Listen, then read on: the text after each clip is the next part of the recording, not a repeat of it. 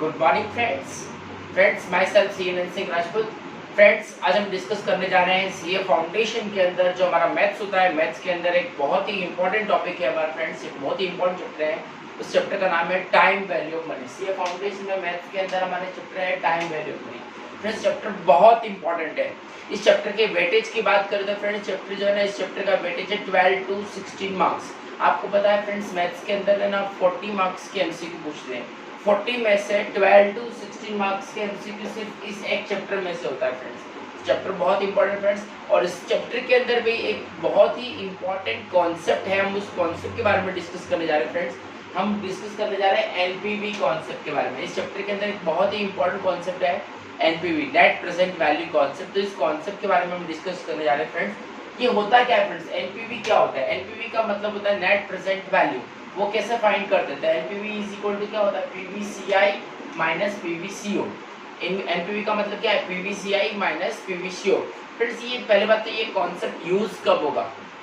जब भी अगर हमको कोई भी बिजनेस स्टार्ट करना होता है या हमको कोई भी इन्वेस्टमेंट डिसीजन लेना होता है। अगर आपको कोई भी डिसीजन लेना हो तो हमको एनपीवी कॉन्सेप्ट यूज करना पड़ता है। जैसे हम जानना चाहते हैं कि भाई हमको बिजनेस में पैसा इन्वेस्ट करना चाहिए कि नहीं करना चाहिए, मशीन परचेज करनी चाहिए या फिर लीज पे लानी चाहिए, या ऐसा कोई भी प्रोडक्ट मशीन ए परचेज करें या मशीन बी परचेज करें, ऐसा कोई भी इन्वेस्टमेंट डिसीजन लेना हो तो इन्वेस्टमेंट डिसीजन लेने के पहले हमको एनपीवी कॉन्सेप्ट फॉलो करना पड़ता है। एनपीवी कॉन्सेप्ट के हिसाब से हम चेक करेंगे कि भाई हमको इन्वेस्टमेंट करना चाहिए कि नहीं करना चाहिए। भाई एनपीवी कॉन्सेप्ट क्या होता है फ्रेंड्स?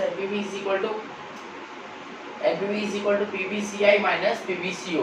इसमें पीवीसीआई का मतलब क्या है friends? Present value of cash inflows. PVCI का मतलब होता है present value of cash inflows. And PVCO का मतलब क्या होता है फ्रेंड्स? पीवीसीओ का मतलब होता है present value of cash outflows. ठीक है। कैश इनफ्लो क्या है? कैश इनफ्लो मतलब कैश का आना, कैश आउटफ्लो मतलब कैश का जाना। अगर कैश आती है तो हम क्या बोलेंगे? Cash inflow. कैश जाती है तो हम क्या बोलेंगे? Cash outflow. जैसे फॉर एग्जांपल, अगर हमको कोई भी इनकम होती है तो कैश आएगा तो वो क्या होगा? Cash inflow. प्रॉफिट हुआ तो कैश इनफ्लो। कोई भी इनकम होगी तो कैश इनफ्लो। कोई भी हमने एक्सपेंडिचर किया तो कैश आउटफ्लो। कोई भी इन्वेस्टमेंट करेंगे, कहीं पे पैसा इन्वेस्ट करेंगे तो पैसा जाएगा तो क्या होगा? Cash outflow. मतलब कहीं से भी पैसा आता है तो वो क्या है? इनकम है तो वो क्या है? प्रॉफिट है तो वो क्या है? कैश इनफ्लो है। ठीक है। और अगर हमारा एक्सपेंडिचर होता है या इन्वेस्टमेंट हम कहीं करते हैं तो हमारा कैश जाता है तो हम क्या बोलेंगे फ्रेंड्स? Cash outflow. ठीक है। अच्छा, एनपीवी कैसे मिलता है? एनपीवी ने बताया formula PVCI minus PVCO, present value of cash inflow minus present value of cash outflow. तो अगर आप देखेंगे, अगर मैं आपको पूछूं फ्रेंड्स कौन सा बिजनेस करना चाहिए हमको, तो अब सीधी बात है कि भाई जिस बिजनेस में हमको प्रॉफिट हो वो बिजनेस हमको करना चाहिए। लॉस वाला बिजनेस हमको नहीं करना चाहिए। प्रॉफिट का मतलब प्रॉफिट कैसे होगा? जब भी इनकम ज्यादा हो और एक्सपेंडिचर कम हो। इनकम ज्यादा हो, एक्सपेंडिचर कम हो तो प्रॉफिट होगा तो बिजनेस करना चाहिए। वही यहाँ पे इनकम मतलब present value of cash inflow, expenditure मतलब outflow PVCO, present value of cash outflow. तो अगर एनपीवी जब भी इनकम ज्यादा हो और एक्सपेंडिचर कम होगा तो एनपीवी क्या आएगा फ्रेंड्स? पॉजिटिव आएगा। एनपीवी पॉजिटिव आएगा, NPV greater than 0, NPV positive आए तो हम क्या बोलेंगे?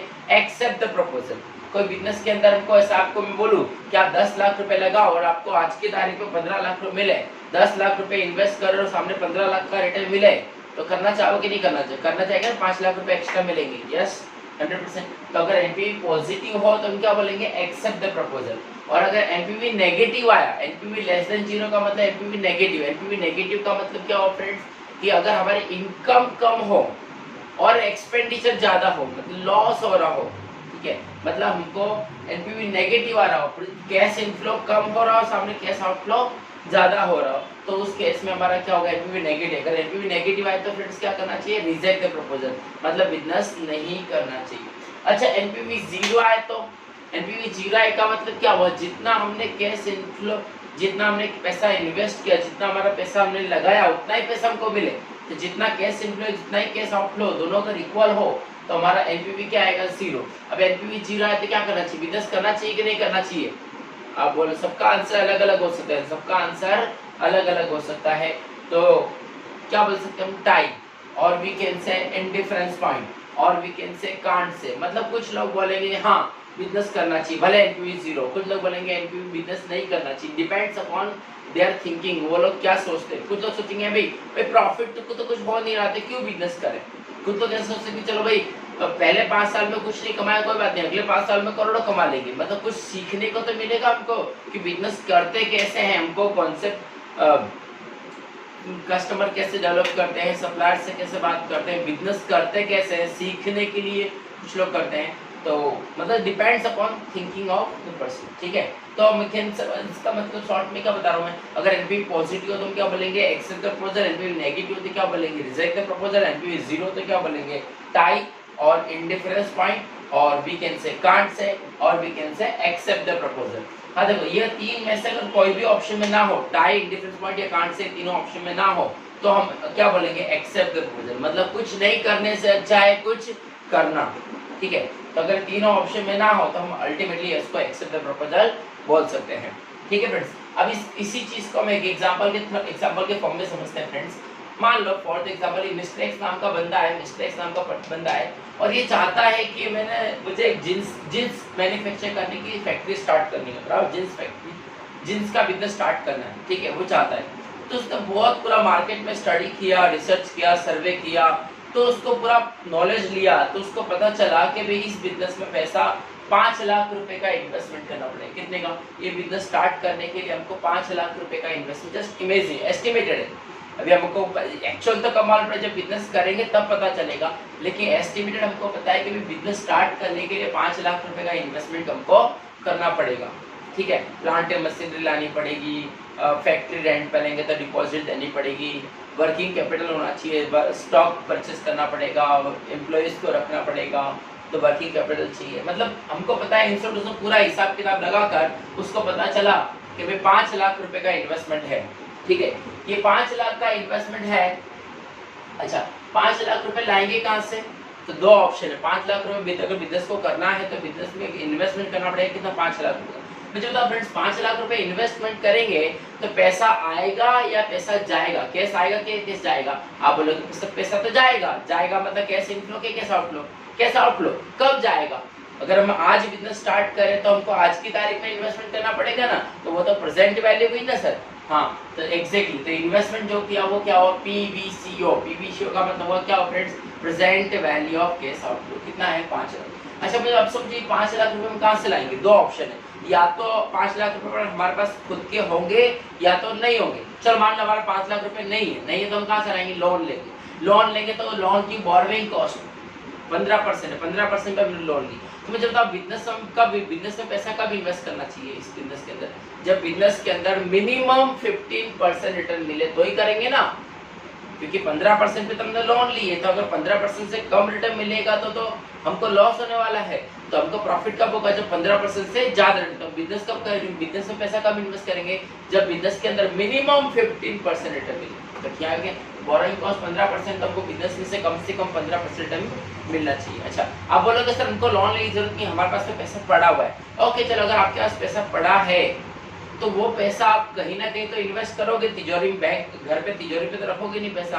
हाँ अगर आप पैसा मान लो म्यूचुअल फंड में इन्वेस्ट करते हो या बैंक में एफडी करते हो या आप कहीं भी पैसा इन्वेस्ट करते हो, तो जो आपकी अपॉर्चुनिटी कॉस्ट है, मान लो आप म्यूचुअल फंड में इन्वेस्ट करते हो, म्यूचुअल फंड का रेट वहाँ पे आपको 14% रिटर्न मिलता है, ठीक है।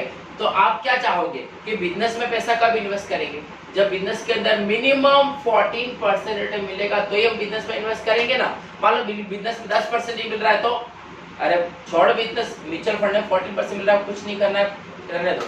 और बिजनेस में 20% मिल रहा हो तो अरे बिजनेस में लगाओ ना, म्यूचुअल फंड में से पैसा उठाओ और बिजनेस में लगाओ। तो एग्जैक्टली तो हम बिजनेस में पैसा कब इन्वेस्ट करेंगे? जब बिजनेस के अंदर मिनिमम इतना रिटर्न तो मिलना ही चाहिए। चलो हम एज्यूम करते हैं कि 5 लाख रुपए लोन पे लाए तो बोरोइंग कॉस्ट 15%। अच्छा हमने जो मिस्टर एक्स ने जो प्लांट एंड मशीनरी परचेज की जींस मैन्युफैक्चर करने के लिए, ठीक है, वो उसकी मान लेते हैं कि इसकी यूजफुल लाइफ कितनी है? 5 साल की लाइफ है। मतलब एक बार 5 लाख रुपए इन्वेस्टमेंट की उसका बेनिफिट हमको 5 साल तक मिलेगा। और पहले 5 साल तक हमने पूरा मार्केट स्टडी, मिस्टर एक्स ने पूरा स्टडी किया, रिसर्च किया, तो उसको पता चला कि पहले 5 साल में कितना प्रॉफिट होगा। तो उसको मालूम पड़ा भाई पहले 5 साल में हर साल 1,20,000 का प्रॉफिट होगा। प्रॉफिट होगा मतलब कैश आएगा कि जाएगा? तो कैश आएगा ना, तो कैश इनफ्लो, जो प्रॉफिट है वो कैश इनफ्लो है, और हर साल 1,20,000 का प्रॉफिट होगा इसमें, ठीक है। तो अगर ऐसा है अब मुझे क्या फाइंड करना है, मुझे बता सकते हो कि बिजनेस करना चाहिए कि नहीं करना चाहिए? आप बोलोगे करना चाहिए, क्यों? 1,20,000 इंटू 5 6 लाख का प्रॉफिट हो रहा है, सामने हमने लगाया कितना 5 लाख, तो 1 लाख क्या प्रॉफिट हो गया ना? नहीं, क्यों?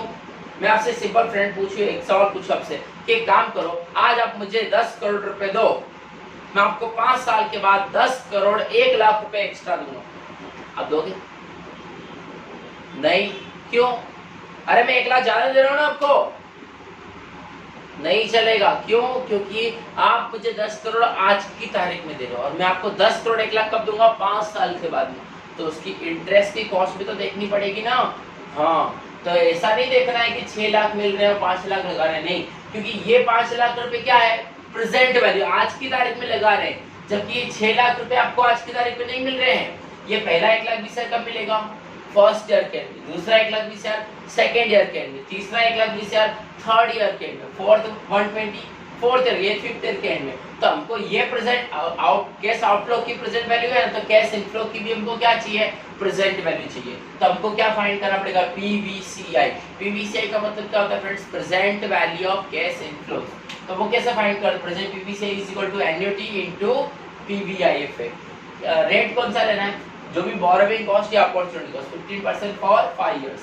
Annuity, easy question of annuity, yes question annuity का है, तो एन्युटी का फॉर्म लगाना है, प्रेजेंट वैल्यू है, तो 120 एन्युटी है इनटू पीवीआईएफ कैसे निकालते हैं? तो friends 1 divide by 1 plus R, R कितना है? 15%, तो 1 डिवाइड बाय 1.15, बाद में इज इक्वल टू कितना 5, तो कैंसिल भी कितना आना चाहिए? 7, 2 एक्स्ट्रा, फिर क्या करेंगे? जीटी, तो जीटी किया तो हमारा ये वाला आंसर आया और उसको मल्टीप्लाई कर दो 120 से, तो आप देख सकते हो कितना आया? पीवीसी आया 4,02,259, मतलब 5 लाख रुपए हम आज की तारीख में लगाते हैं, तो हमको जो 6 लाख मिला वो 6 लाख आज की वैल्यू नहीं, इसकी आज की प्रेजेंट वैल्यू तो 4,02,259 है। तो मतलब हमको प्रॉफिट हो रहा है कि लॉस हो रहा है? अगर एनपीवी की बात करते हैं, NPV is equal to PVCI minus PVC करें तो 4,02,259 माइनस 5 लाख, तो माइनस 97,740, माइनस में आ रहा है, नेगेटिव एनपीवी आ रहा है, तो मतलब प्रपोजल शुड बी रिजेक्टेड, मतलब बिजनेस नहीं करना चाहिए।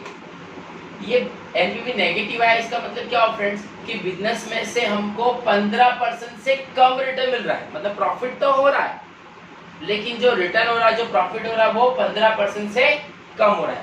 अगर ये पॉजिटिव आता तो इसका मतलब बिजनेस में हमको 15% से ज्यादा रिटर्न मिल रहा है। अच्छा, एनपीवी 0 आता है, इसका मतलब कि हमको बिजनेस में 15% ही रिटर्न मिल रहा है। ठीक है फ्रेंड्स, यहाँ तक क्लियर है? ओके, एक बार आप ध्यान से देख लो फिर हम आगे बढ़ते हैं।